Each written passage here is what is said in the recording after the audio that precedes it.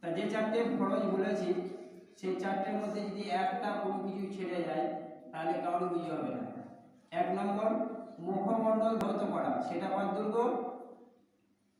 কপালের চুলের গোড়া থেকে নিয়ে 2 কানের লতি থেকে দাড়ির নিচে পর্যন্ত। এই জায়গাটার মধ্যে কোনো এক জায়গায় যদি 1 চুল পরিমাণ শুকনো থেকে যায় তাহলে উজু হবে? উজু হবে না। আর একটা দ্বিতীয় নম্বর কি আছে? 2 হাতের কোণর উপর পর্যন্ত ধৌত করা। অনেক সময় আমরা উজু করতে গিয়ে এই কোণর কাছে যেটা একটু করা উঁচু করা আছে ওইখানটায় দেখবে শুকনো থেকে যায়, তাই না? বা অনেক মেয়েরা আংটি পরে থাকে, তা আংটিটা আর বাড়ায় না, ভেতরে বাড়ি প্রবেশ করায় না। যদি এই দুটি জায়গা, দুটো হাতের কোনো এক জায়গায় 1 চুল পরিমাণ শুকনো থেকে যায় তারও উজু হবে না। সে যদি নামাজ পড়ে তার নামাজও হবে না। আর এই সব অবস্থায় যদি সে কোরআনে হাত দেয় তাহলে গুনাহগার হবে, যেহেতু উজু হয় নাই। 3 নম্বর 4 ভাগের 1 ভাগ মাথা মশা করা। 4 ভাগের 1 ভাগ মাথা মশা করা, এখানেও যদি 1 চুল পরিমাণ কম হয়ে যায় তাহলে উজু হবে না। 4 নম্বর 2 পায়ের গোড়ালির ওপর পর্যন্ত ধৌত করা। এই গোড়ালির কাছে যে গিঁটটা আছে এই গিঁটটার জায়গায় অনেক সময় শুকনো থেকে যায়, কেউ পানি পৌঁছায় না।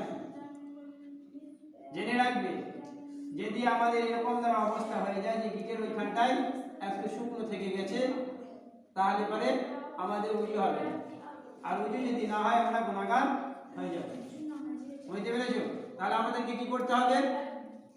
ভালোভাবে খেয়াল রাখতে হবে এই 4টে জায়গায় কোনো এক জায়গায় যেন 1 চুল পরিমাণ শুকনো না থেকে যায়। আর শীতের সময় কোনো রকম ভেলু নাকি, এখন তো উজু কিরকম হচ্ছে বুঝতে পারছে, রাস্তার পানিতে হাত যায় না। দাদা রাস্তার উজু করার এই শীত হোক বা গরম, শীত হোক বা গরম সব সময় ভালোভাবে উজু করবে। কেননা কিয়ামতের মাঠে আমাদের প্রিয় নবী সাল্লাল্লাহু আলাইহি সাল্লাম আমাদেরকে কি দেখে চিনবে জানো? হ্যাঁ, আমাদের শেষ জামানার নবীর উম্মত, আরো তো নবীর উম্মত আছে, সব জায়গায় থাকবে না? হ্যাঁ, এখানে সবাই এক জায়গা, কেউ দক্ষিণ পাড়া, কেউ বাজের পাড়া, কেউ উত্তর পাড়া, তাই না? তাহলে এখানে চিনতে গেলে পরে খুঁজবে নিজের মা বাপ এসে খুঁজবে ওটা আমার ছেলে, ওটা আমার ছেলে, তাই না? তবে এরকম দ্বারা কিয়ামতের দিনে আমার প্রিয় নবী সাল্লাল্লাহু আলাইহি ওয়াসাল্লাম তো খুঁজবে, আমার উম্মত খুঁজবে না। তাহলে মানুষ তো সব দেখতে একরকম থাকে, তাই না? থাকে না? তা হাদিসের মধ্যে এসছে আমাদেরকে আমাদের প্রিয় নবী সাল্লাল্লাহু আলাইহি ওয়াসাল্লাম চিনবে এইভাবে, যেমন এক পাল গরু রয়েছে, কি রয়েছে? গরু রয়েছে, কালো গরু রয়েছে, লাল গরু রয়েছে, সাদা গরু রয়েছে, আর তার মাঝে যদি খানিকটা ছাগা বাগা গরু থাকে চিনতে অসুবিধা হবে? হ্যাঁ হবে, অসুবিধা। ছাগা বাগা গরু রয়েছে, সে কবিলা গায়ে বলে না, ছাগা বাগা থাকে, যে কবিলা গায়ে, হ্যাঁ ছাগা বাগা থাকে না? তা ওই রকম দ্বারা আমাদের যে সমস্ত জায়গাগুলোয় আমরা উজু করছি সেই দিন উজুর জায়গাগুলো আলোর মতন চমকাতে থাকে।